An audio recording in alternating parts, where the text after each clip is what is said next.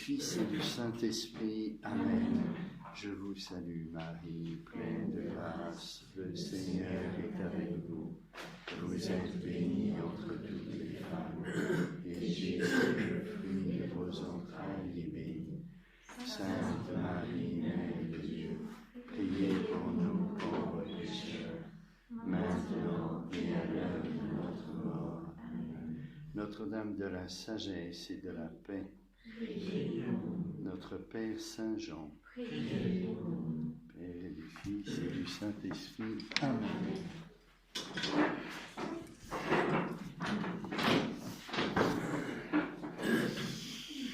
Voilà, alors nous reprenons notre étude sur Aristote et en particulier l'éthique anicomachie d'Aristote. Vous vous rappelez que pour entrer dans la pensée d'un philosophe, eh bien, il vaut mieux suivre le parcours qu'il a lui-même fait, pour entrer bien de l'intérieur et ne pas rester à l'extérieur où tout de suite c'est la critique qui va venir. Pour connaître une chose, il faut la connaître positivement avant de critiquer, parce qu'on risque de critiquer de façon subjective. Si on ne connaît pas de l'intérieur la chose, on va critiquer de façon extérieure et superficielle.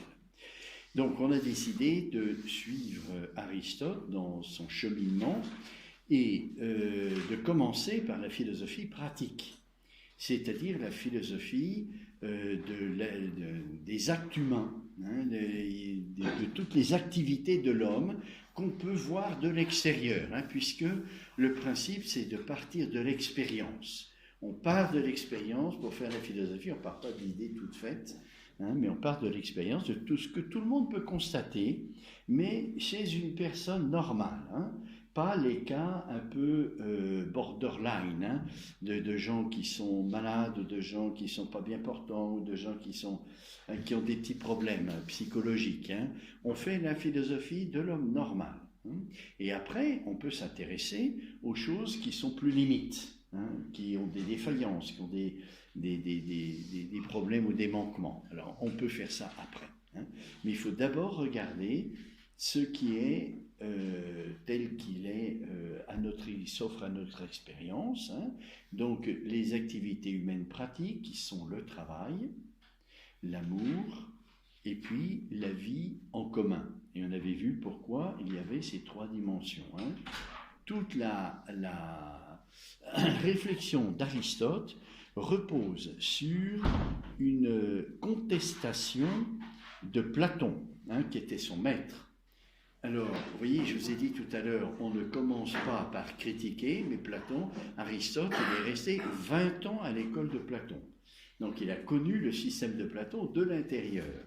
Et puis, à un moment donné, il a dit, mais là, ça ne correspond plus à l'expérience. C'est-à-dire, toute la théorie de Platon ne permet pas de rendre compte de l'expérience.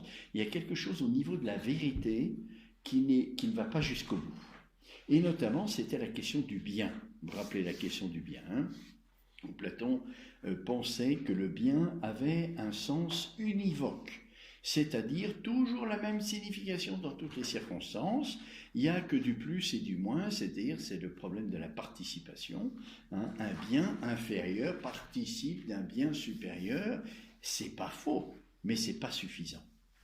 Et Aristote dit, bien non, il faut avoir une autre approche du bien qui correspond plus à l'expérience, et cette approche du bien, c'est l'analogie. C'est-à-dire que le bien a une signification diverse. C'est pas toujours la même signification. Mais il y a le même mot, bien.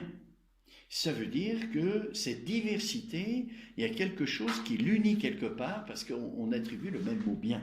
Un carré de chocolat à une personne humaine, un animal, un arbre, une propriété. On appelle ça des biens.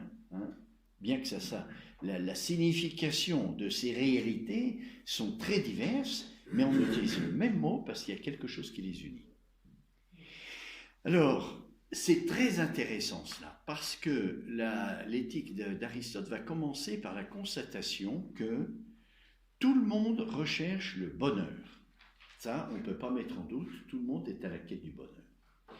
Mais, quand on interroge sur la nature du bonheur, évidemment, il y a une diversité. Pour les uns, ça sera la contemplation, pour d'autres, ça va être l'argent, pouvoir faire tout ce qu'on veut si on a beaucoup d'argent, pour d'autres, etc. Et pour d'autres, ça sera la gloire, la réputation, ça va être l'honneur, ça va être le succès politique, le succès économique, etc.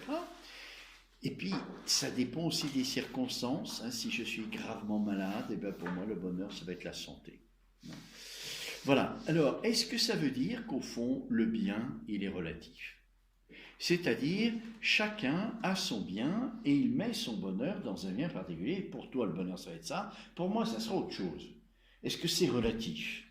Alors, vous voyez, quand on a une connaissance analogique du bien, comme je viens de vous l'expliquer, ça permet de mettre un ordre. C'est-à-dire, tu dis, pour toi, le bonheur, c'est l'argent, c'est le pouvoir. C'est vrai que c'est un bien, mais il n'est pas le seul bien, il y a d'autres biens. Et il y a quelque chose qui les unit, alors on peut mettre un ordre. On peut mettre un ordre parce qu'il y a quelque chose de vrai, c'est pas relatif, c'est vrai ce que tu dis, il y a quelque chose de vrai dans le bien, le fait d'avoir de l'argent, d'avoir du pouvoir, il y a un bien.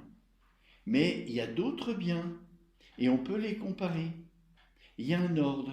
L'analogie du bien permet d'ordonner tout ça. Alors au fond, ce que découvre Aristote, en dehors de cette analogie du bien, c'est que le bien est ce qui motive l'activité humaine. Hein, il y a une motivation. Pourquoi je fais ça?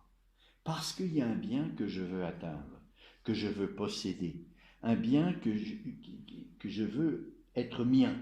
Hein? Donc il découvre que ce bien a une causalité qui est la fin. Le bien est fin. La fin, c'est le but vers lequel je vais. C'est ce qui me motive. Alors quand tout le monde dit qu'il cherche le bonheur, eh bien ce bonheur, c'est certainement un bien. Et un bien qui a un caractère particulier parce qu'il n'est pas recherché en vue d'un autre. C'est un bien ultime. Quand vous êtes heureux, vous ne cherchez pas un autre bien. Tandis qu'il y a d'autres biens que je cherche en vue d'un autre. Par exemple, dans l'art, j'ai un instrument, mais l'instrument, pour faire mon œuvre, ce n'est pas le bien qui achève mon activité. Je vais m'en servir. Mais il est un bien qui finalise une partie de l'activité. Je vais choisir un instrument. Voilà. Et puis avec cet instrument, je vais pouvoir faire une œuvre. Donc, grâce à l'analogie du bien, vous voyez que le bien a des significations très très diverses, eh bien, je peux ordonner tous ces biens. Et s'il y a un bien qui est ultime, comme tout le monde le dit, je cherche le bonheur, eh bien, ça va me permettre d'ordonner tous les autres biens à celui-là. Alors, c'est ce que fait Aristote. Après, il se demande, mais quelle est la nature de ce bien? Tout le monde veut le bonheur, mais qu'est-ce que c'est que le bonheur? Alors, il se sert du fait que désirer ce bien, ça prouve que je ne l'ai pas. Parce que si je l'avais, je ne le désirais pas. Donc, il y a un manque. Alors, le bien ultime, ça sera forcément un bien qui va me compléter, m'achever, porter en moi quelque chose qui est à son plein épanouissement. C'est ça le bonheur. Hein? Ça va m'achever, ça va me compléter, ça va porter en acte tout ce que...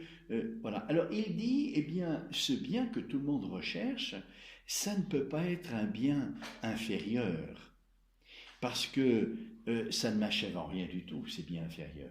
Si je suis achevé, il faut que ça soit un bien qui me dépasse. Alors il dit, eh bien, ce bien ultime, dernier, que tout le monde recherche, il est nécessairement le fruit d'une activité qui sera l'activité la plus élevée de l'homme.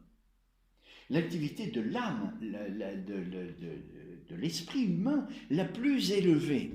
Alors, quelles sont ces activités? Eh bien, comme nous avons deux activités de l'âme spirituelle, j'entends, hein, activité spirituelle, l'activité spirituelle la plus élevée. Mais je parle au plan naturel, je ne parle pas au plan chrétien. Hein. L'activité spirituelle la plus élevée, eh bien, il y en a deux. Parce qu'on a des activités spirituelles spéculatives et des activités spirituelles pratiques. Par exemple, aimer une personne, c'est pas spéculatif, c'est pratique. C'est spirituel, mais pratique. J'aime une personne humaine, c'est une activité spirituelle pratique. Donc il va y avoir un bonheur à ce niveau-là, un bien ultime, et du côté de l'activité spirituelle spéculative, un autre bonheur. Et donc il dit, eh bien le bonheur, c'est le fruit d'une activité de l'homme qui atteint un bien ultime, et ce bien ultime, il est soit spéculatif, c'est-à-dire la contemplation de Dieu, soit pratique, c'est-à-dire l'amour d'une personne. Voilà, il y a ces deux types de biens, deux types de bonheur. Hein? Alors ça ne suffit pas. Une fois qu'on a découvert que le bonheur s'atteint par une activité spirituelle de l'homme la plus élevée, mais qualifiée, parce que je ne peux pas dire que je suis heureux quand je m'unis à une personne que j'aime, et puis demain c'est fini. Et puis demain c'est fini, ça dure peu. Pour qu'un bonheur soit un vrai bonheur, il faut qu'il dure. Hein? Ça fait partie des conditions du bonheur, il faut que ça dure dans le temps. C'est-à-dire il faut que j'ai une activité stable, spirituelle, mais stable. Et qu'est-ce qui donne la stabilité aux activités spirituelles? Ce sont les habitus, les vertus ou les habitus au plan spéculatif. Il y a deux types d'habitus qui vont stabiliser mes activités spirituelles les plus élevées. La contemplation de Dieu, ce sont des habitus spéculatifs, la sagesse, l'intelligence et la science, et puis du côté de l'amour d'une personne, ça va être la vertu morale. Voilà. Alors ça, c'est le livre 1. Tout le parcours du livre 1, c'est de faire ça, hein, c'est d'approcher le bien d'une nouvelle manière qui est plus conforme à l'expérience que nous avons du bien que ce que Platon a fait. Ensuite, dans ce livre 1, c'est aussi de découvrir quelle est la nature du bonheur que tout le monde recherche. C'est ça l'éthique. Hein. L'éthique, c'est l'activité humaine à la recherche du bonheur. Voilà. Alors, vous voyez bien que le bonheur, eh bien, ce n'est pas n'importe quoi, et selon la nature humaine dont tout le monde fait l'expérience, entre guillemets, parce qu'une nature humaine, on n'en fait pas l'expérience, c'est abstrait. On a une nature humaine et on s'en sert. Hein. Ce sont les actes de cette nature qui sont concrets et existentiels. Hein. Donc, ce bonheur, vous voyez, il est le même pour tout le monde.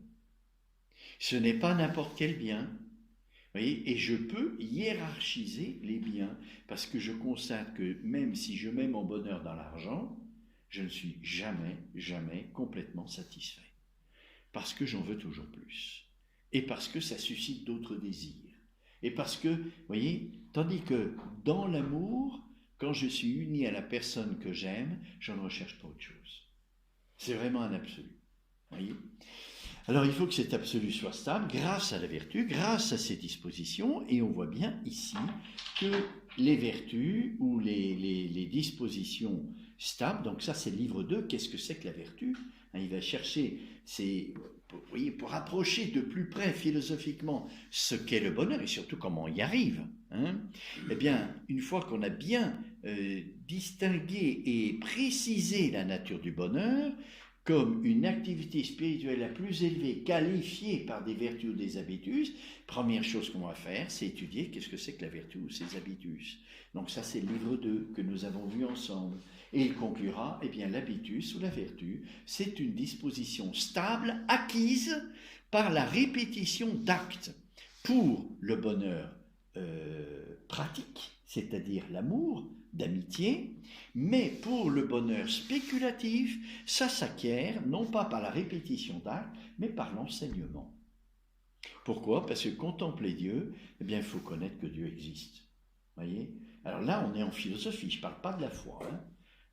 On met la foi de côté pour le moment. C'est-à-dire, il faut découvrir philosophiquement, est-ce qu'il existe une réalité première que toutes les traditions religieuses appellent Dieu ? Et Aristote montre que oui, nécessairement, il existe une réalité première que toutes les traditions religieuses appellent Dieu. Voilà. Et ça, c'est un chemin philosophique. Si le Seigneur nous donne de vivre plusieurs années, on y arrivera peut-être, hein, au rythme où on va. Mais en tout cas, sachez qu'une personne l'a fait de façon scientifique. Hein. Et c'est pour ça que quand on est chrétien, le Concile Vatican I affirme qu'on peut avoir connaissance de l'existence de Dieu sans la foi, uniquement par la recherche de la vérité philosophique. Alors la foi sert quand même parce que le philosophe ne peut pas découvrir que Dieu est Trinité, par exemple. Ça, c'est pas possible. Ça dépasse complètement notre intelligence. Bon, je reviens à nos moutons. Donc, la vertu, qu'est-ce que c'est? Alors, faisons bien attention, je fais une petite parenthèse ici, que l'analyse philosophique, ce n'est pas la vie. Autre chose est cheminer vers un amour d'amitié, autre chose est l'analyse philosophique. Vous voyez bien, dans l'analyse philosophique, qu'est-ce qu'on fait? On essaye de découvrir, de préciser ce que c'est que le bonheur, puis après de voir tous les éléments pour nous rendre lucides sur notre chemin, sur notre parcours. Et on commence par la vertu. Et après, qu'est-ce qu'on fait? Après la vertu, on étudie quoi? Eh bien, puisque le bonheur, c'est le fruit d'une activité qualifiée par la vertu. Une fois qu'on a regardé la vertu, on regarde quoi? On regarde l'acte volontaire. C'est le fruit d'une activité, donc d'un acte volontaire. Activité de l'homme, qualifiée par la vertu. Donc, on étudie l'acte volontaire. C'est le livre 3. Le livre 3 de l'éthique canicomane, qui a 10 livres. Donc, on avance. Qu'est-ce que c'est que l'acte volontaire? C'est ce qu'on avait fait la dernière fois. Alors, la petite parenthèse, où je vous disais, l'analyse philosophique, ce n'est pas le chemin de vie. C'est-à-dire, le chemin de vie, si j'analyse d'abord en plan philosophique, qu'est-ce que c'est que le bonheur, puis la vertu, puis l'acte volontaire, je ne dois pas penser que dans la vie, alors je dois d'abord faire des actes volontaires, puis des actes volontaires vertueux, et je vais enfin atteindre le bonheur. C'est pas comme ça que ça marche. La vertu, elle qualifie l'acte volontaire répété. Donc c'est une conséquence. Je ne cherche pas d'abord à être vertueux avant d'être dans le bonheur. Vous voyez, là, c'est la démarche de la vie. La démarche de la vie, c'est que j'aime une personne et petit à petit, en aimant cette personne, en la fréquentant, il y a un lien qui se fait. Vous voyez? Là, on est dans l'analyse. L'ordre de l'analyse n'est pas l'ordre de la vie. Vous voyez, dans l'analyse, la vertu, elle vient presque tout de suite. Vous voyez, le bonheur, qu'est-ce que c'est que le bonheur? Puis la vertu tout de suite.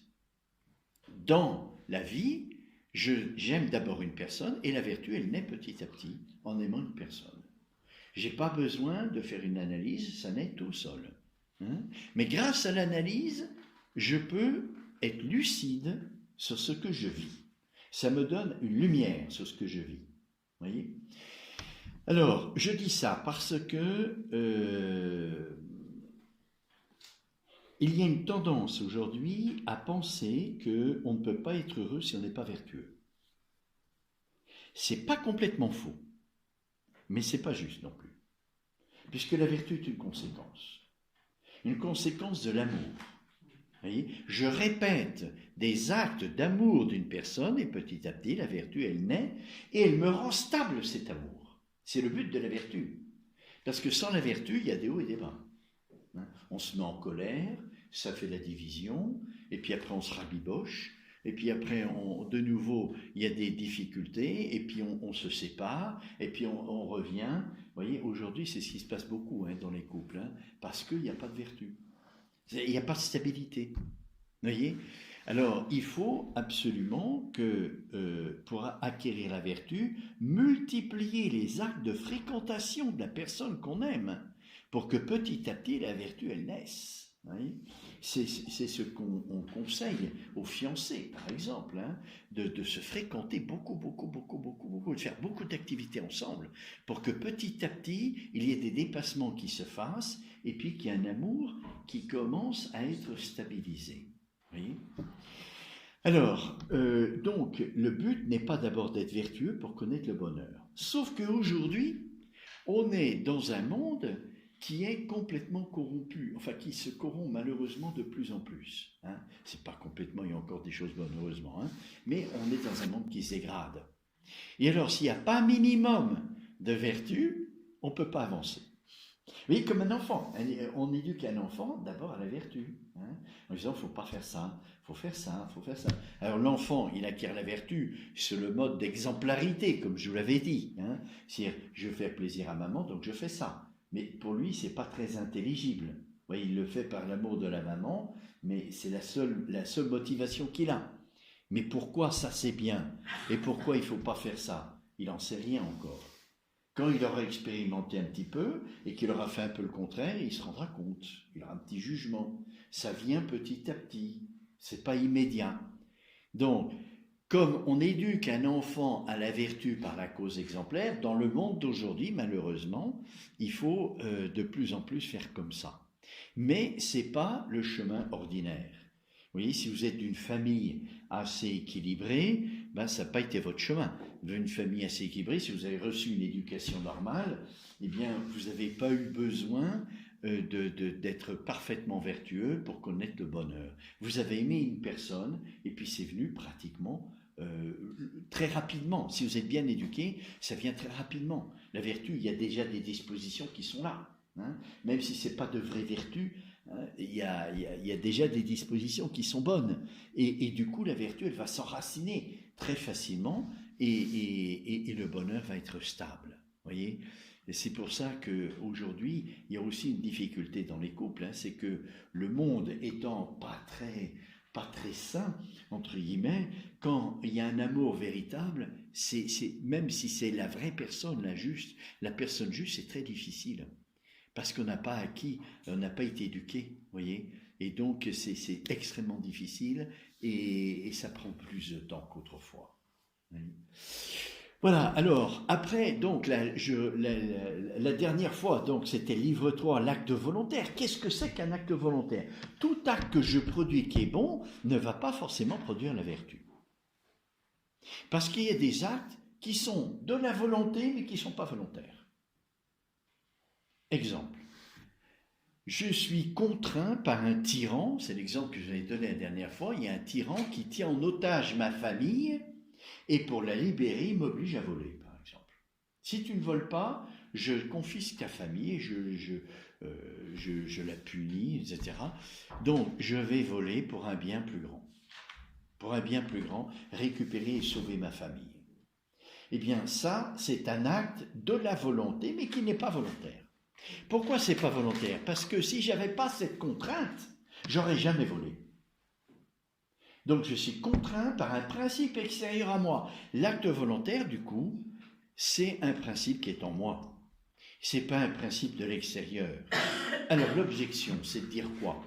Eh bien, l'objection, c'est de dire, mais quand je suis attiré par une personne, la personne, elle est extérieure à moi. C'est un principe extérieur à moi. Donc, c'est pas un acte volontaire. Si, c'est un acte volontaire, parce que je n'ai aucune contrainte. C'est librement que je réponds à cette attraction d'amour. Et donc, c'est bien moi, la volonté, c'est la faculté du sujet. C'est bien moi qui m'engage à l'égard de cette attraction. Et je ne suis pas contraint par un principe extérieur de faire quelque chose. Voyez ? Donc, l'acte volontaire, c'est un acte dont le principe est en moi, mais qui requiert aussi une connaissance particulière, hein, des circonstances, etc. Là, je sais que si je ne fais pas ça, eh bien, ce tyran, il va martyriser ma famille. Hein. Il y a d'autres actes de la volonté qui ne sont pas volontaires. C'est ce qu'Aristote appelle les actes non volontaires. Pas involontaires, mais non volontaires. Ce sont des actes qui sont faits dans l'ignorance. Par exemple, je m'enivre et sous le coup de l'enivrement, eh bien, je fais des choses, mais alors que j'aurais jamais fait autrement. Eh bien, il n'y a plus la connaissance, il n'y a plus la lucidité. Ce n'est pas volontaire. Vous voyez, c'est vraiment, pour Aristote, la faculté du sujet. C'est pas seulement la faculté de la volonté. Hein. Un acte volontaire, c'est la faculté du sujet qui s'engage lucidement, librement vers un bien. Voilà ce que c'est que l'acte volontaire qui va produire la vertu. Autrement, je peux multiplier des actes bons, je veux libérer ma famille, et pour ça je vole, je fais un acte mauvais, mais le but est bon, et si je multiplie, je ne vais pas acquérir la vertu, là, comme ça, non? Non, sûrement pas. Hein? Voilà, alors l'étape suivante, ça va être quoi? Une fois qu'on a précisé ce qu'était le bonheur, les dispositions stables qui sont nécessaires pour stabiliser ce bonheur, l'acte volontaire, qu'est-ce qu'on fait? Eh bien, on va essayer de comprendre quels sont ces actes volontaires. Hein? Il y en a peut-être plusieurs.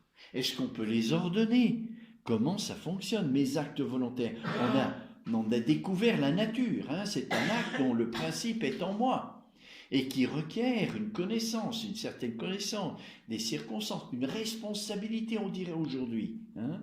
C'est-à-dire, je fais cet acte, mais quelles en sont les conséquences? Qu'est-ce qui est, voilà, jusqu'où le bien va-t-il pouvoir aller?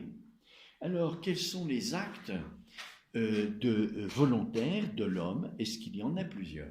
Alors, le premier acte volontaire, on est toujours dans le livre 3 ici, hein, et on termine le livre 3 avec ces actes volontaires, la diversité des actes volontaires. Aristote va en préciser 3. Le premier, puisque l'acte volontaire est en vue de la vertu, eh bien il semble que l'acte volontaire le plus intelligible, celui qui montre mieux la vertu de l'homme, qui est le plus lié à la vertu de l'homme, c'est le choix. Le choix, en grec pro-airesis, hein, le choix volontaire. Pourquoi? Eh bien parce que selon mes choix, eh bien je vois la personne que je suis. Hein.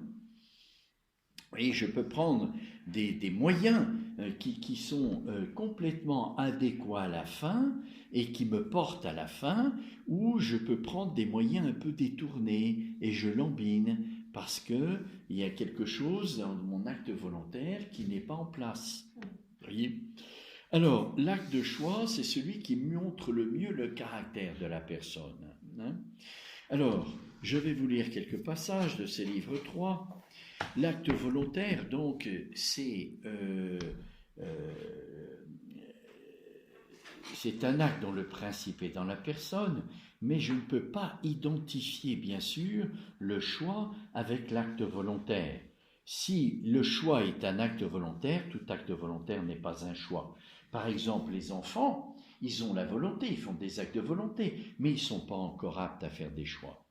Vous voyez, ils ne vont faire pas des vrais choix. Voyez, donc, on peut dire que l'acte volontaire n'est pas forcément un choix, mais il y a un acte volontaire qui est un choix. Alors, que dit Aristote? Au chapitre 4 du livre 3, 1111b, 3. Après avoir défini à la fois l'acte volontaire et l'acte involontaire, nous devons ensuite traiter en détail du choix préférentiel. Car cette notion semble bien être étroitement apparentée à la vertu et permettre, mieux que les actes, de porter un jugement sur le caractère de quelqu'un. Dis-moi qui tu fréquentes, je te dirai qui tu es. Hein? On choisit un ami. Et selon le choix qu'on fait, eh bien on voit tout de suite la personne si elle est vertueuse ou pas. Hein, si je m'allie à des brigands, eh bien, je m'allie avec des personnes qui me ressemblent. Voilà.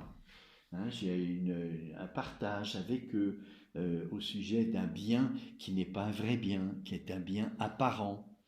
Alors, vous voyez, là, on retrouve la question du bien. Est-ce que le bien est relatif ou est-ce que le bien, il est déterminé? Dans le choix, qu'est-ce qui se passe? Il faut que je réfléchisse un tout petit peu pour choisir un bien qui soit adéquat à la fin que je veux atteindre. Voilà. Et donc on voit bien que ce choix, l'acte volontaire, il met en jeu autre chose que de me porter volontairement au bien. Et autre chose, il faut que je délibère. La délibération. Alors ça va être un autre acte que Aristote va étudier après le choix. Le choix s'accompagne d'une délibération parce qu'il y a une indétermination dans l'ensemble des moyens. Il faut que je réfléchisse pour chercher quel est le moyen le meilleur. Oui, c'est un bien relatif auquel se porte le choix. Ce n'est pas le bien fin. Alors oui et non. C'est le bien fin. Je choisis un ami. Une personne humaine, c'est un bien absolu qui va me porter au bonheur. Mais pour atteindre ce bien, il faut que je prenne des moyens. Il faut que je la rencontre. Il faut qu'on fasse des activités ensemble. Il faut qu'on parle. Il faut qu'on discute de certains problèmes de la vie, qu'on voit un petit peu quel est l'autre, que je le connaisse mieux. Plus je connaîtrai sa bonté, plus il va m'attirer. Alors, le choix porte ordinairement sur le moyen. Au terme, ça portera aussi sur la fin, en particulier une personne humaine. Mais au point de départ, c'est quand même des moyens pour atteindre la fin. Alors, c'est un acte volontaire particulier qui engage une personne, puisque quand je choisis, je m'engage, et c'est pour ça qu'on voit mieux le caractère de la personne, parce que dans l'acte de choix, je m'engage en vue d'une fin. Alors, Aristote, après avoir montré que le choix est un acte volontaire, mais que tout acte volontaire n'est pas forcément un choix, qu'il y a quelque chose de plus, c'est pour ça que l'enfant n'est pas capable de faire un choix, c'est parce que son discernement n'est pas encore suffisamment développé. Il y a toute une phase de délibération que l'enfant n'est pas encore capable de faire. Donc il faut une certaine maturité pour comprendre ce que c'est qu'un choix. Alors, Aristote, pour préciser mieux ce qu'est le choix, va l'opposer au désir, à l'opinion et au souhait. Voilà. Alors, il dit, le choix n'est pas un appétit ou un instinct. Vous voyez, quand vous voyez des gens qui agissent de façon un peu instinctive, vous dites, il a fait un choix de vie. Aristote dit non, ça c'est pas un choix, parce que l'instinct il est nécessaire. Il n'y a pas de délibération. J'agis sous l'impulsion. Donc, même si ça me donne un style de vie, c'est pas un choix. Un choix, il implique une réflexion, un discernement sur le bien.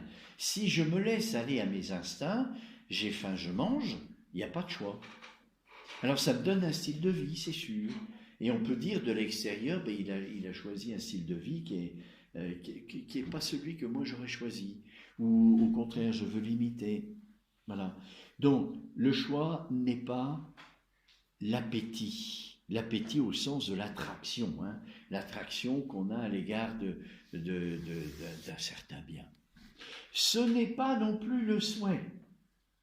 Ce n'est pas non plus le souhait, parce que je peux faire porter mon souhait à l'égard de choses qui ne sont pas réalisables. Par exemple, je souhaite être immortel.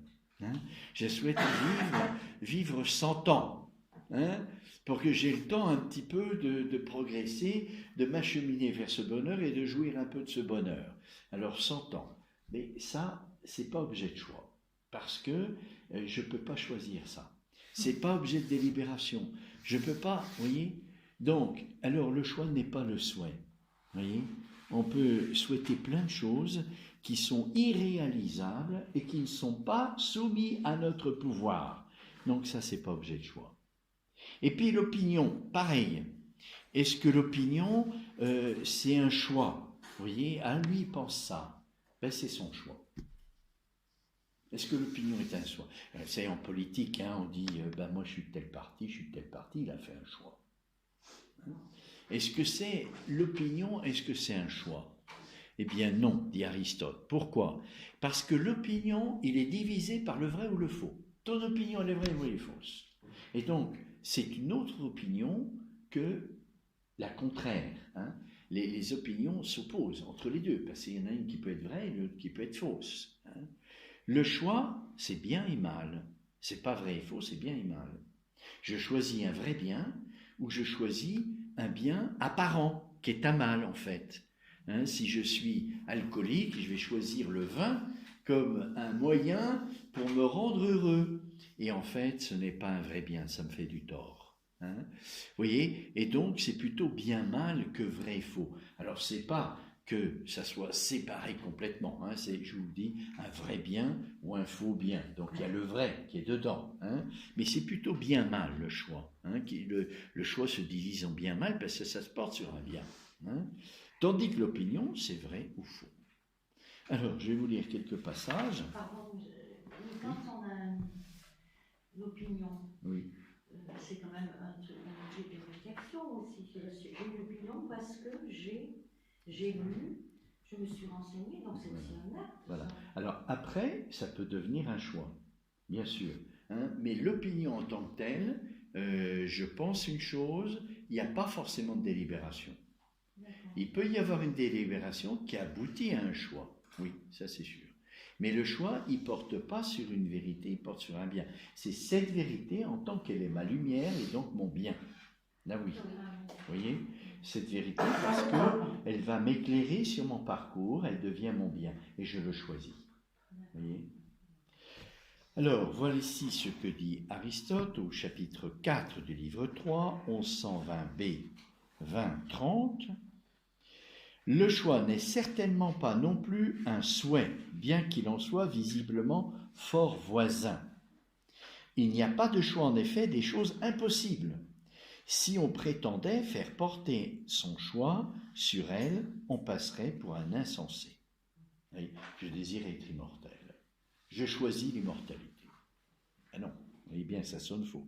Au contraire, il peut y avoir souhait de choses impossibles, par exemple de l'immortalité. D'autre part, le souhait peut porter sur des choses qu'on ne pourrait d'aucune manière mener à bonne fin, par soi-même.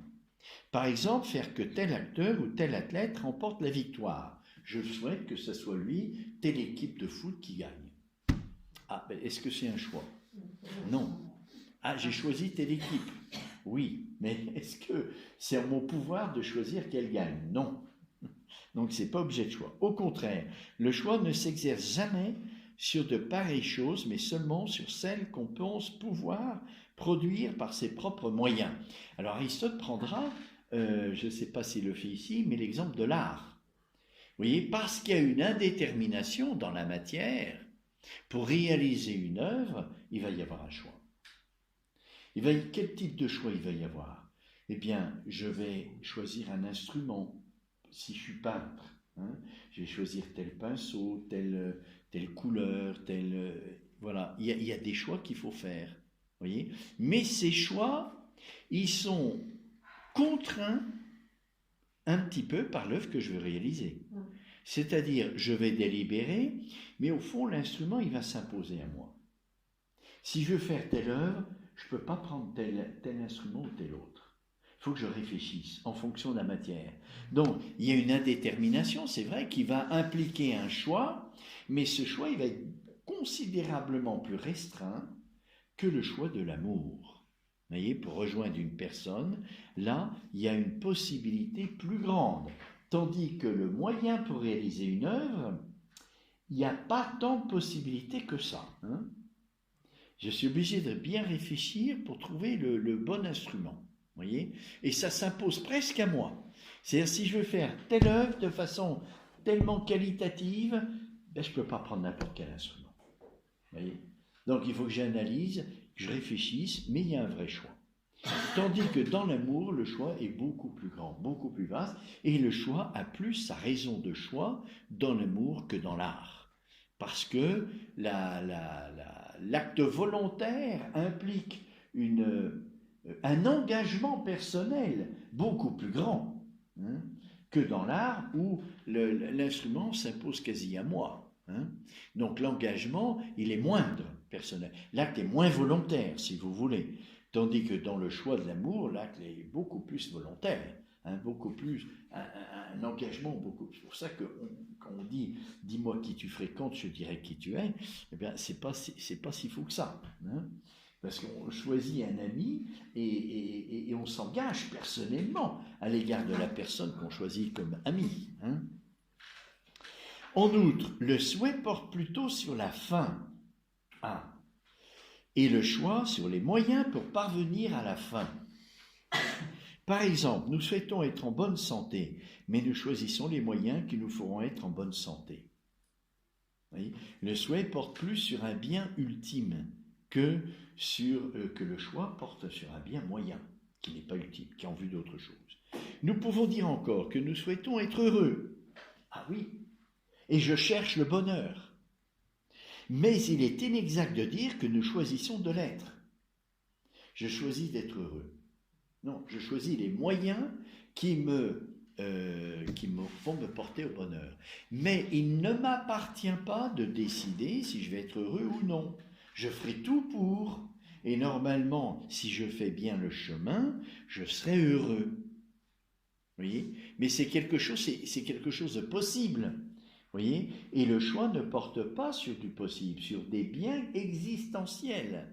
Hein, le bonheur, ça va être une conséquence des actes volontaires que je vais multiplier. Voilà. Et le choix porte sur des biens existentiels, déterminés. Hein.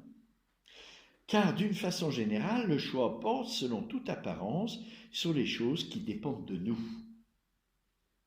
Est-ce que je serai heureux? Est-ce que je ne serai pas heureux? Ben, ça dépend en partie de moi, mais pas seulement. Vous voyez, si je tombe gravement malade, si j'ai un accident de voiture qui me rend infirme, le bonheur, il n'est pas impossible, mais ça va être plus difficile. Vous voyez, il y a des choses qui ne dépendent pas de moi. Ensuite, le choix n'est pas l'opinion. À l'opinion prise en général, personne sans doute ne prétend identifier le choix, mais le choix ne peut davantage s'identifier avec une sorte d'opinion.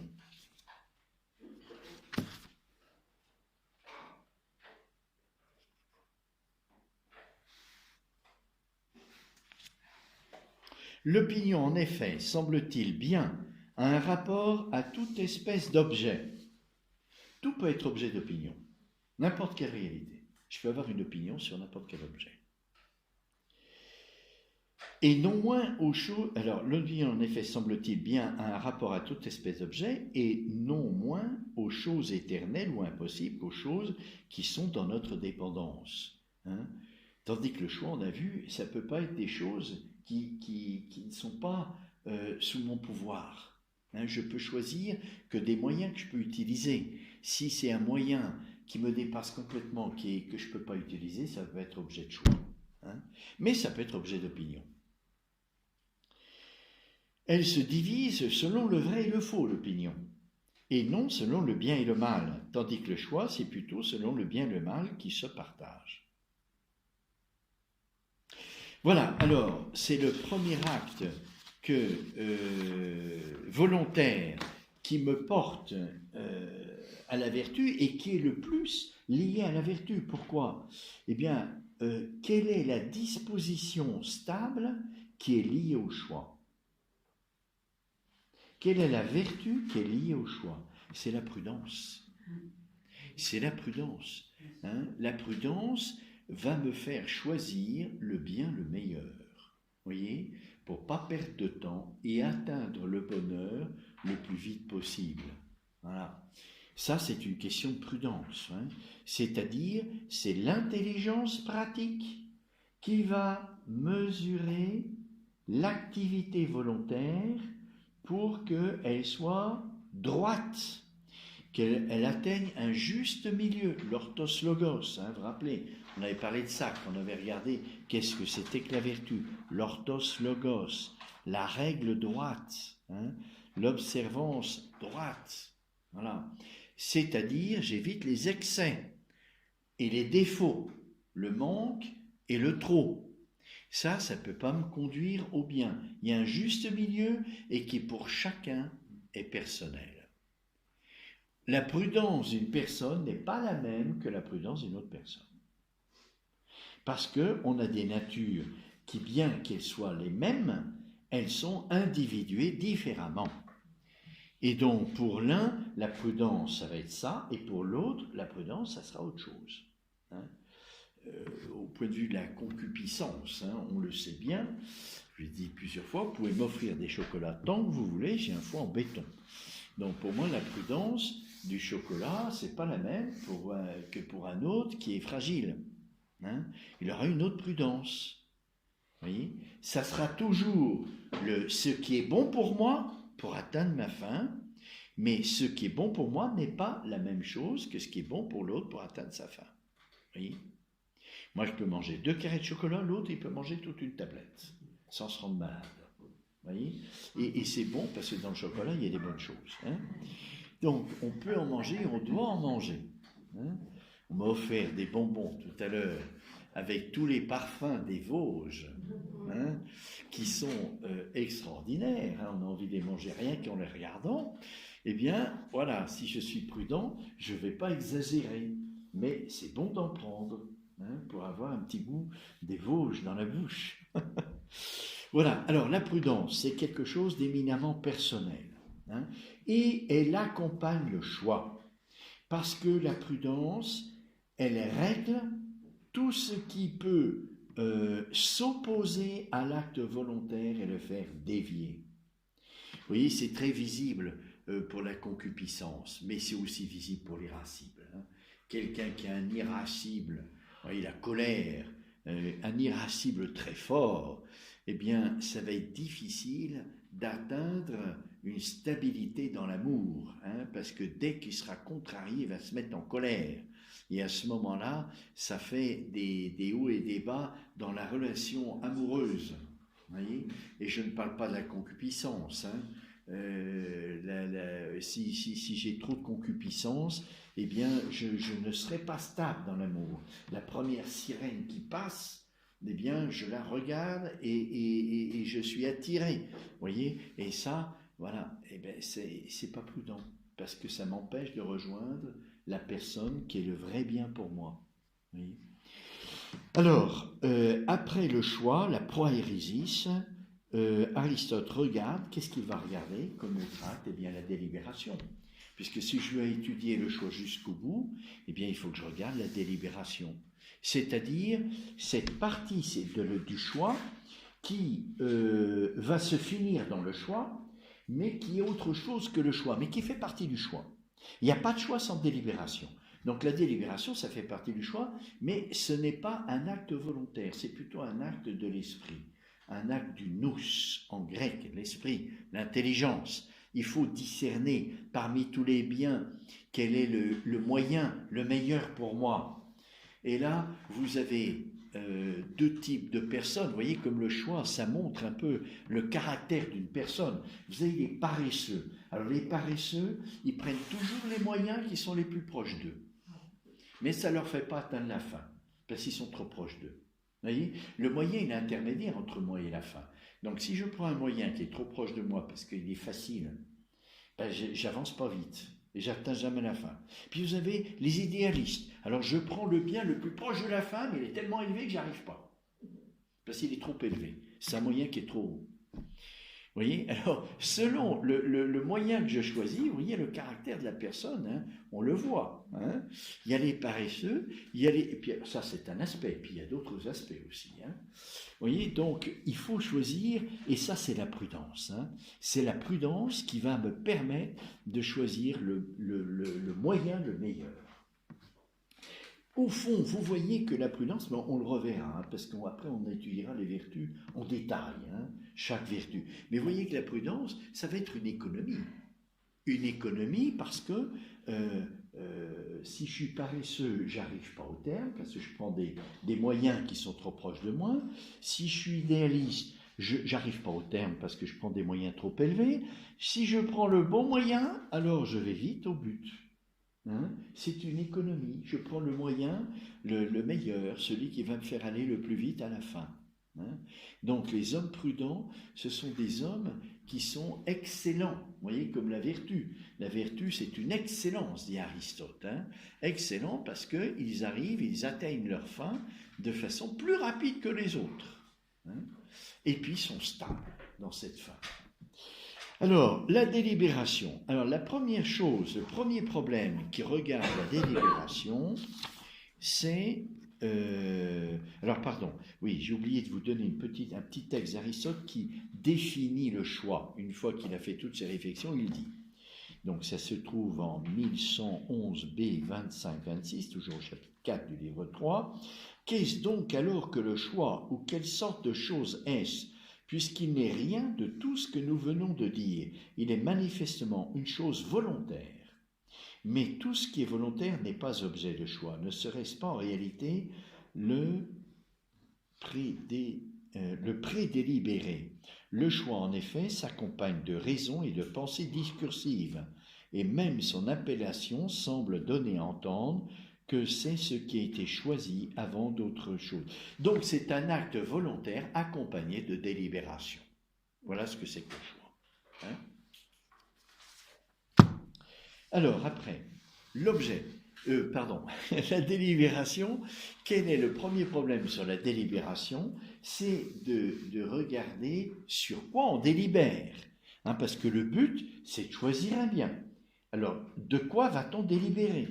Est-ce que je peux délibérer de choses nécessaires? Hein? Est-ce que je peux délibérer que je vais respirer et puis souffler, et puis respirer et puis souffler? Est-ce que je peux délibérer de la succession des saisons? Hein, après l'automne, il y aura l'hiver, puis après le printemps. Oui, les choses nécessaires ne sont pas objet de délibération.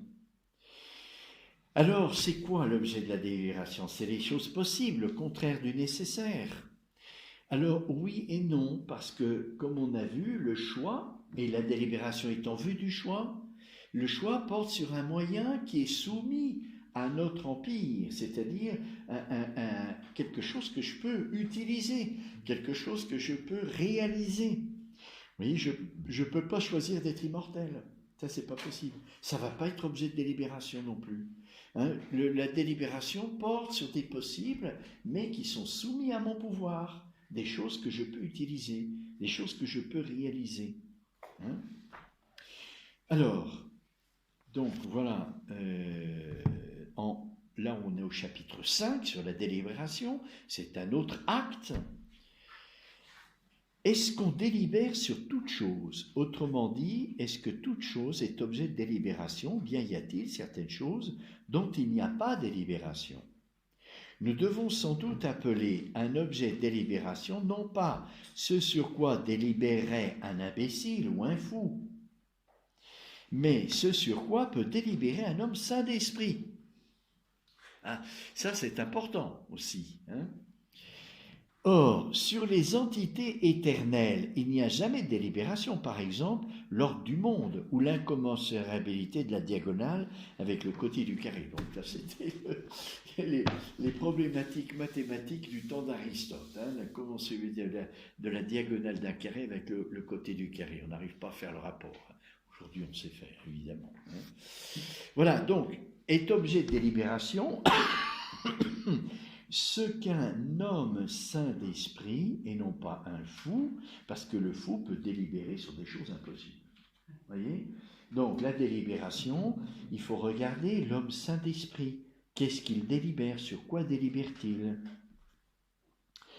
Nous délibérons sur des choses qui dépendent de nous et que nous pouvons réaliser.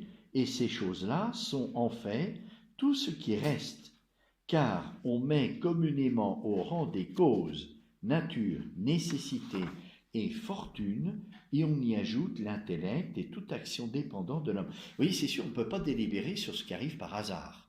Hein? Est-ce que j'ai délibéré sur la sortie du loto? Hein?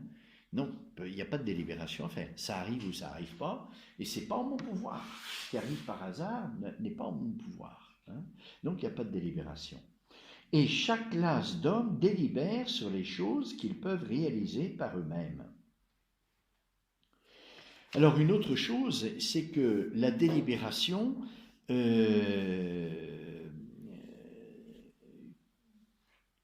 comme elle est en vue du choix qui porte sur les moyens. La délibération, l'objet de délibération, ça va être les moyens, hein, et les moyens avec les qualités qu'on a dites. Alors, Aristote se sert après de l'activité artistique, comme j'ai dit tout à l'heure, souvent dans l'éthique, hein, il fait le parallèle parce qu'il y a une analogie entre l'activité pratique de réaliser une œuvre et puis l'activité de l'amour. L'ami n'est pas une œuvre, hein, mais ce sont deux activités pratiques, l'une qui est plus spéculative, disons, hein, l'art, et puis l'autre qui est plus affective, l'amour. Hein. Alors, il se sert souvent de cette analogie pour comprendre ce qu'est l'amour, parce que l'amour, c'est moins intellectuel, c'est moins discernable, c'est moins analysable, tandis que ce qui est plus intellectuel, c'est plus facilement analysable. On a plus de lucidité sur notre connaissance que sur l'amour, c'est comme ça. Donc on analyse plus facilement la connaissance que l'aspect affectif. Alors voici ce qu'il dit. Et nous nous faisons assister d'autres personnes. Ah, la délibération requiert le conseil. Oui, si je délibère tout seul, je vais être juge et partie. Donc, il me faut un éclairage extérieur pour que la délibération soit plus objective et qu'elle ne soit pas trop subjective. Alors, la subjectivité, elle compte, bien sûr, hein, parce que la fin, c'est ma fin à moi, ce n'est pas la fin de l'autre, hein. Et c'est pour ça que dans le conseil, il faut que je prenne des personnes qui me connaissent bien, pour que l'aspect subjectif soit pris en compte. Mais il n'y a pas que l'aspect subjectif, il y a aussi l'aspect objectif. Hein, parce que moi-même, je ne suis pas très lucide sur moi-même. J'ai des passions que je connais mal ou que je connais peu, tandis que les autres, à côté, ils voient bien que je suis un passionné.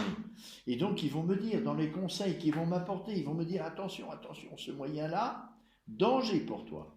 Danger. Ne le prends pas. Une question. Oui. Dans les trois actes volontaires, on peut les mettre dans un autre ordre. Par exemple, la prudence, la délibération, qui apporte le choix. Alors, oui, tout à fait. Tout à fait. Là, c'est une analyse. Hein, là, ce que vous dites, c'est la vie. Vous voyez, la délibération est en vue du choix. Vous voyez, ça, c'est la vie. Alors, on commence par délibérer et on choisit. Alors que dans l'analyse, on commence par le choix et après on regarde la délibération. Là, c'est l'ordre inverse. Hein, et puis il y avoir un troisième acte qui va regarder, c'est la boulésis, hein, c'est-à-dire l'appétit de la faim. Et ça commence par là. Mais ça vient en dernier dans l'analyse. Vous voyez, ça vient en dernier parce que c'est moins lumineux. Vous voyez, je suis attiré par une personne, ben, je ne réfléchis pas. Hein, c'est ma nature, je suis attiré vers une personne. Après, petit à petit, je vais réfléchir. Vous voyez, je suis attiré. Au début, je ne réfléchis pas, je subis une attraction. Et puis petit à petit, l'intelligence va venir pour discerner de plus en plus. Vous voyez, voilà. Tandis que dans l'analyse, c'est la connaissance qui est le plus lumineuse pour analyser. Donc on commence par autre chose que par la vie. La vie, c'est tout de suite, c'est l'appétit de la faim. Hein? Et puis l'intelligence vient apporter une lumière dans cette appétit de la faim, justement pour pas que ça soit les passions seulement, pour pas que ça soit quelque chose un mirage que je ne pourrai jamais atteindre. Donc il faut l'intelligence là, il faut du discernement. Tandis que dans l'analyse, comme c'est la connaissance qui est la plus facile à connaître pour nous, ben on va commencer par les actes de connaissance. Vous voyez ? Alors le choix qui implique la délibération, avant l'appétit de la faim.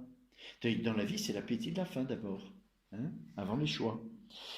Alors, nous nous faisons assister d'autres personnes pour délibérer sur des questions importantes. Nous défions de notre propre insuffisance à discerner ce qu'il faut faire.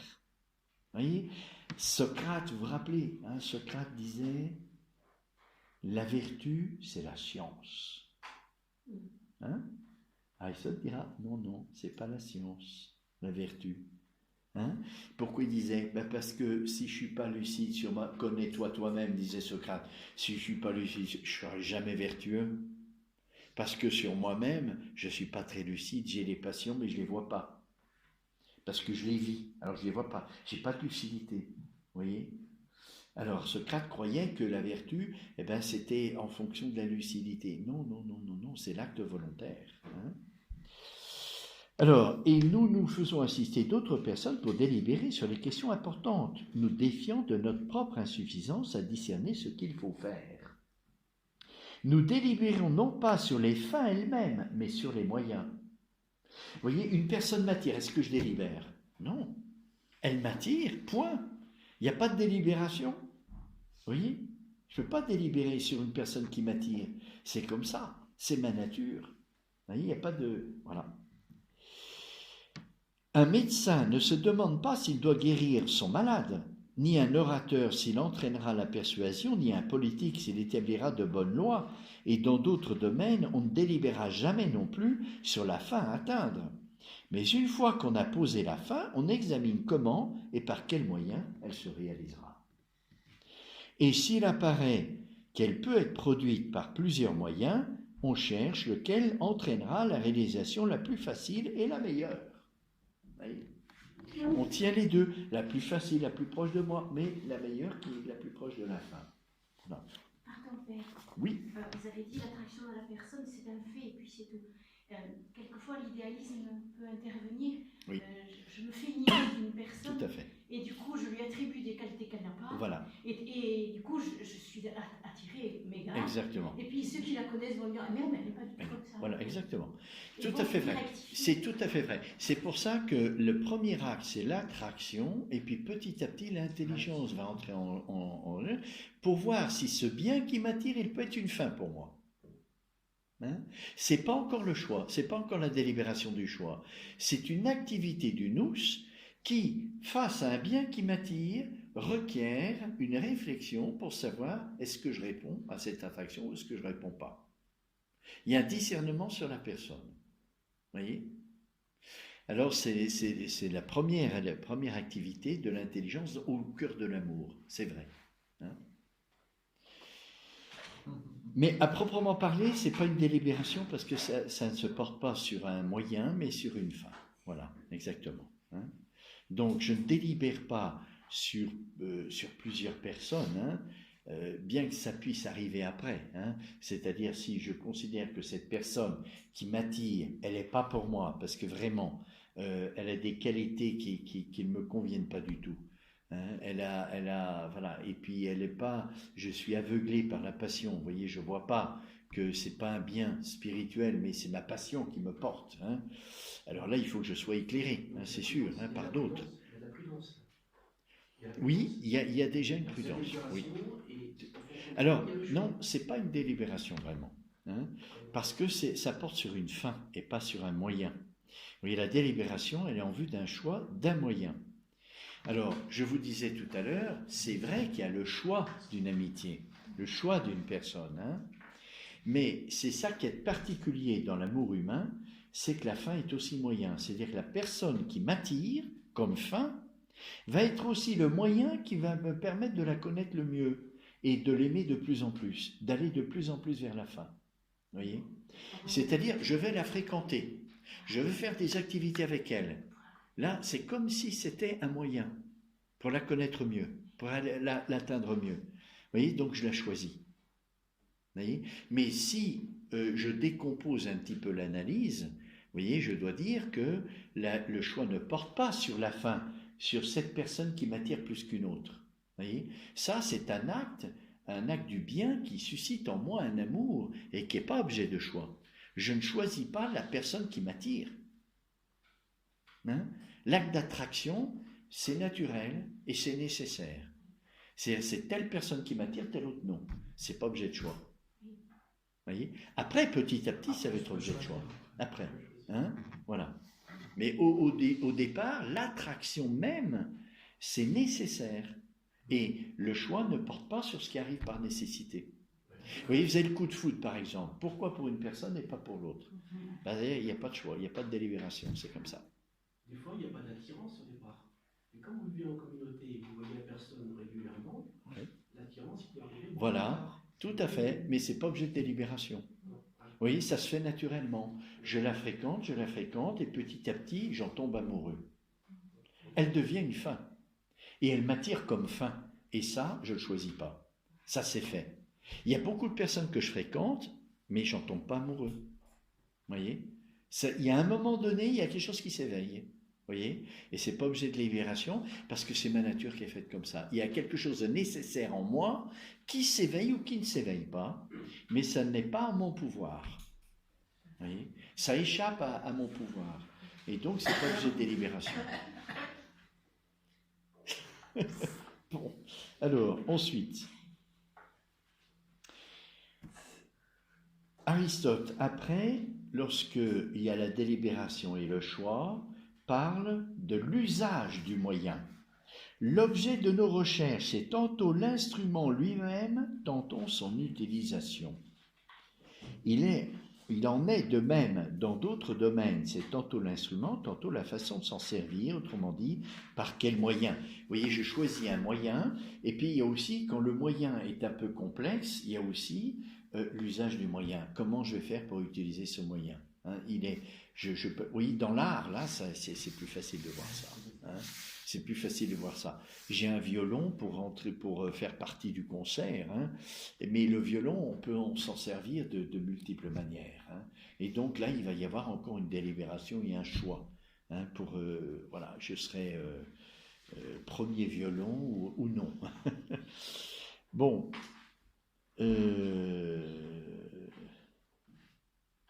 Alors voilà, l'ordre qui existe entre la délibération et le choix, bon, c'est assez évident, mais je vous lis ce que dit Aristote. L'objet de la délibération et l'objet du choix sont identiques, puisque c'est un moyen que je vais choisir. Hein.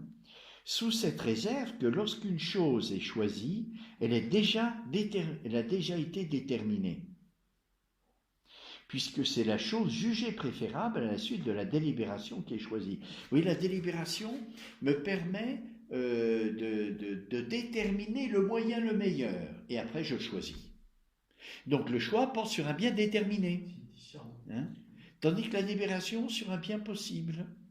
Voyez, et c'est la délibération qui fait passer du possible à la détermination, au bien qui va être choisi. Hein. Voilà, le dernier acte, je termine parce que après on fait la pause d'hiver. Hein. On avait dit que la pause, on ne la ferait pas l'été mais l'hiver. C'est-à-dire qu'on s'arrête décembre, janvier et février parce que l'accès est difficile ici avec les épingles à jeu, la neige, le verglas, tout ce que vous voulez. Donc on a choisi de faire la pause d'hiver. Alors je termine parce qu'après on passera, quand on reprendra en mars, on passera sur un autre aspect de l'éthique à Nicomaque, c'est l'étude des vertus en particulier. Là, je termine sur le troisième acte, qui est la boulésie, c'est-à-dire l'appétit de la faim, ce dont on vient de parler, là, justement. Passons au souhait, c'est très mal traduit, hein, c'est pas le souhait, hein, c'est la boulésie, c'est-à-dire l'appétit de la faim. Hein, qu'il ait pour objet la faim elle-même, nous l'avons déjà indiqué. Mais tandis qu'aux yeux de certains, son objet... Alors là, la problématique, ça va être quoi? Sur l'appétit de la faim. C'est-à-dire le bien qui m'attire, est-ce que c'est un vrai bien ou un bien apparent? Hein? Est-ce que c'est un vrai bien? Alors, vous voyez, c'est là où on va voir qu'il va y avoir l'introduction de l'intelligence, du nous, pour discerner si ce bien qui m'attire, c'est un vrai bien pour moi ou si c'est un bien apparent, mais en fait, ce n'est pas mon bien. Alors, tandis qu'aux yeux de certains, son objet est le bien véritable, pour d'autres, au contraire, c'est le bien apparent. Alors, est-ce que tout bien qui m'attire comme fin est nécessairement un bien vrai? Ou est-ce que c'est nécessairement un bien apparent? Comment sortir de ce problème? En revanche, ceux pour qui c'est le bien apparent qui est objet de souhait sont amenés à dire qu'il n'y a pas d'objet de souhait par nature, mais que c'est seulement ce qui semble bon à chaque individu. Chacun nous sommes attirés par des personnes différentes. Alors, est-ce que c'est un bien apparent ou est-ce que c'est un bien réel? Vous voyez, ça va dépendre de la personne qui est attirée. Si c'est une personne de bien, une personne bien éduquée, comme on a dit tout à l'heure, ça va être un bien réel. Si c'est une personne qui n'a aucune éducation, ça va être un bien apparent. Or, telle chose paraît bonne à l'un, telle autre chose à l'autre, sans compter qu'elles peuvent même, le cas échéant, être en opposition. Si ces conséquences ne sont guère satisfaisantes, ne doit-on pas dire que dans l'absolu et selon la vérité, c'est le bien réel qui est l'objet de l'appétit, de la faim, mais que pour chacun de nous, c'est ce qui lui apparaît comme tel. Voyez, c'est le bien réel qui est ma faim, mais c'est aussi ce qui me semble être ma faim. Mais si ça dépend de moi, hein, si je suis bien éduqué, ça va être un bien réel. C'est pas seulement le bien qui me semble être le bien fin, c'est le bien réel. Alors, que par conséquent, pour l'honnête homme, voilà, c'est ce qui est véritablement un bien, tandis que pour le méchant, c'est tout ce qu'on voudra. N'en serait-il pas comme dans le cas de notre corps, un organisme en bon état trouve salutaire ce qui est véritablement tel, alors que pour un organisme débilité, ce sera autre chose qui lui paraîtra salutaire. Il en sera de même pour les autres choses, amères, douces, chaudes, pesantes, et ainsi de suite dans chaque cas. En effet, l'homme de bien juge de toutes choses avec rectitude. C'est pour ça que pour faire l'éthique, pour comprendre la philosophie éthique, il faut déjà avoir une rectitude. Parce que si vous n'avez pas de rectitude, vous ne pouvez pas comprendre. Hein? Et toutes lui apparaissent comme elles sont véritablement. C'est qu'à chacune des dispositions de notre nature, il y a des choses bonnes et agréables qui lui sont appropriées. Et sans doute, ce qui distingue principalement l'homme de bien, c'est qu'il perçoit en toute chose la vérité qu'elle renferme, étant pour elle en quelque sorte une règle et une mesure. Chez la plupart des hommes, au contraire, l'erreur semble bien avoir le plaisir pour cause, car tout en n'étant pas un bien, il en a l'apparence. Aussi choisissent-ils ce qui est agréable comme étant un bien, et évitent-ils ce qui est pénible comme étant un mal. Vous voyez, quand je suis attiré par un bien est un bien. Et il est proche de ce qui procure le plaisir. Ce qui procure le plaisir, c'est aussi un bien. Donc je peux avoir une confusion entre le bien qui est ma faim et le bien qui m'attire parce que c'est plaisant. Et au contraire, rejeter un bien difficile, ardu, alors que c'est un vrai bien pour moi. Mais c'est pas plaisant, parce qu'il est ardu. Vous voyez ? Et je vais rejeter, si je suis trop dans la passion, je vais rejeter un vrai bien pour moi parce que c'est difficile. Et c'est parce qu'on fait d'habitude pour ça. Comment ? On fait presque tout ça. Eh ben oui, il faut, oui, c'est vrai, on a tendance à faire ce qui nous plaît. Vous voyez, à choisir des biens qui sont plaisants, mais ce n'est pas forcément ceux qui nous conduisent à notre fin. Vous voyez, je peux être séduit par un bien, et il ne m'apporte pas à la fin. Oui, l'avantage au plan surnaturel et chrétien, la charité est une vertu. Elle a, dès le point de départ, la stabilité de l'amour de Dieu. Fantastique. Hein ? L'amour humain, il réclame la vertu pour être stable. Tandis que la charité, au plan chrétien, c'est déjà une vertu. Et que je reçois gratuitement, je ne l'acquiers pas, ça m'est donné par Dieu. Vous avez un synonyme de la poésie, parce que j'ai encore du mal à comprendre. Pour là Un synonyme de la poésie. La poésie, c'est l'appétit de la faim. Oui, mais il n'y a pas de nom, vous voyez, c'est la volonté, si vous voulez. C'est la volonté dans l'acte le plus primordial qu'il a. Vous voyez. C'est l'acte, voilà. La poésie, c'est vraiment la volonté. Hein. Voilà, mais cette volonté, elle peut avoir des actes différents, vous voyez. Elle peut être la réponse. Déjà, être attiré par un bien, c'est un acte volontaire. Hein, déjà, être attiré par le bien. Hein. Et puis après, il y a le choix. Et puis après, il y a réaliser, faire une œuvre. C'est aussi un acte de volonté. Vous voyez ? Bon, alors, la prochaine fois, eh bien... En fait, est-ce qu'on peut répondre aux gens aujourd'hui qui disent qu'il n'y a pas de bien, il n'y a pas de mal ? Oui, on peut répondre. Oui, bien sûr. Ben, il faut leur dire, mais qu'est-ce que le bien pour vous ? Qu'est-ce que le mal pour vous ? Alors, ça dépend d'eux, comme dit Aristote, hein, comment ils ont été éduqués. Voilà. Si vous êtes déjà éduqué, hein, vous avez un discernement. Et vous pouvez, quand ils vont vous dire, ben, pour moi le bien c'est ça, vous avez le discernement, et vous pouvez leur dire, ben non, il y a peut-être quelque chose de plus grand que ça. Parce que le bien que vous désirez, est-ce que c'est le bien qui vous permet de ne plus désirer autre chose après, ou est-ce que vous désirez encore après autre chose?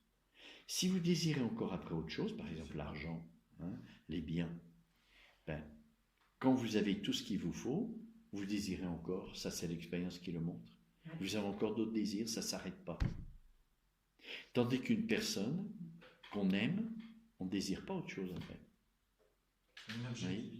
Il y a une objectivité et vous pouvez très bien, parce que comme vous avez été éduqué, vous avez un discernement, vous pouvez très bien répondre aux gens. Vous voyez, en prenant simplement ce discernement, vous dites qu'il n'y a pas de bien, il n'y a pas de... Moi je vous dis, quel est le bien que vous pensez être bien vous? Et je vais vous montrer que peut-être vous avez raison, peut-être vous avez tort, donc il y a une vérité, il y a une recherche de vérité dans le bien, vous voyez, qui peut rendre heureux en vue du bonheur. Donc c'est pas vrai que le bien est relatif, que le bien est subjectif. C'est d'être libre de faire ce qu'on veut, comme on veut, quand on veut. Voilà. Alors ça, c'est quoi? C'est motivé par quoi ça? C'est motivé par l'instinct. Voilà, j'ai envie de ça, je le fais. J'ai envie d'autre chose, je le fais pas. Je le fais ou je le fais pas. Vous voyez, selon le désir du moment. Voyez, mais ce désir du moment, est-ce qu'il peut vous porter au bonheur? Non, parce que vous aurez d'autres désirs. Et le désir, ça change. Donc vous pouvez dire que non, ça ne peut pas vous apporter le bonheur. Parce que le désir, il est fluent. Vous voyez, un autre caractère du bonheur, c'est qu'il doit être stable. Je ne peux pas dire je suis heureux si je suis heureux 5 minutes et après c'est fini. Il faut une stabilité. Alors si je reste dans les instincts ou dans l'impulsion, je ne serai jamais heureux. Parce qu'il change tout le temps. Donc, pour que le bonheur soit bonheur, il faut une stabilité. L'impulsion et l'instinct, il n'est jamais stable. Donc, ça ne peut pas m'apporter le bonheur. Vous dites que je suis heureux quand je peux faire ce que je veux, quand je veux, etc. Mais non. Moi, je vous montre que non. Pas possible. Père, c'est en fait le péché qui donne la lumière sur toutes ces limites pour aimer. Ah bah oui, au plan chrétien, on a la lumière ultime. C'est le réel. Voilà, au plan humain, on a la lumière ultime. Pourquoi j'ai des instincts et des pulsions et des passions? Parce qu'il y a le péché originel qui lutte contre le bien le spirituel, en opposition. Mais déjà au plan philosophique, vous voyez, quand je dis le bonheur, il réclame une stabilité, ça, j'ai pas besoin de la foi pour le dire. Non, mais ce que je veux dire, pour l'acquérir, les obstacles, l'éducation ne suffit pas. Comment dire, tout homme se trouve à un moment donné face à cette blessure qu'il a en lui. Tout à fait. Mais l'éducation ne suffit pas. Il y a des gens qui ne sont pas chrétiens et qui ont une véritable prudence. Hein. Oui, mais parce que, comment dire, ils se laissent actuer par le bien et sans le savoir. Oui, c'est ça. Ouais. C'est ça, mais ils n'ont pas besoin d'être chrétiens pour ça. Oui. Oui. C'est plus rare, mais ça existe. Je dis ça parce qu'Aristote dit qu'à cause du péché, l'homme... Non, Aristote ne parle pas du péché, ça c'est chrétien. Je parle de saint Thomas d'Aquin qui dit sans le péché, sans la grâce, l'homme pécheur, tout homme, à cause du péché, depuis le péché originel, il ne peut vraiment faire que construire des maisons et jardiner. Mais lui, il n'en est plus capable depuis le péché. C'est ça que je veux dire. Attention. Quand saint Thomas dit ça, c'est la parole de Jésus. Sans moi, vous ne pouvez rien faire. Oui. Mais rien faire, c'est quoi? En vue du ciel. Oui. En vue du ciel, vous voyez? C'est-à-dire que je peux connaître une véritable amitié sans être chrétien, mais ça ne veut pas dire qu'il n'y a pas la grâce. Mais c'est ce que je veux dire. Oui, mais il n'a pas la foi. Il n'a pas la foi explicite. C'est ça. Mais pas la... Donc, quelqu'un qui vit véritablement une amitié, il a la grâce, il a la foi, mais il n'est pas chrétien explicitement. Voilà. Il n'est pas engagé. Mais ça, c'est un regard de sagesse, c'est pas un regard philosophique. Oui. Hein? Voilà. Et on peut dire au plan philosophique qu'on peut connaître une véritable amitié sans l'apport de la révélation. Pas sans la grâce, je dirais pas ça. Mais sans l'apport de la révélation. Voilà. Oui, c'est ça. Entendu. Mais il ne faut pas conclure pour ça, vous voyez, que pour connaître le bonheur, il faut être chrétien.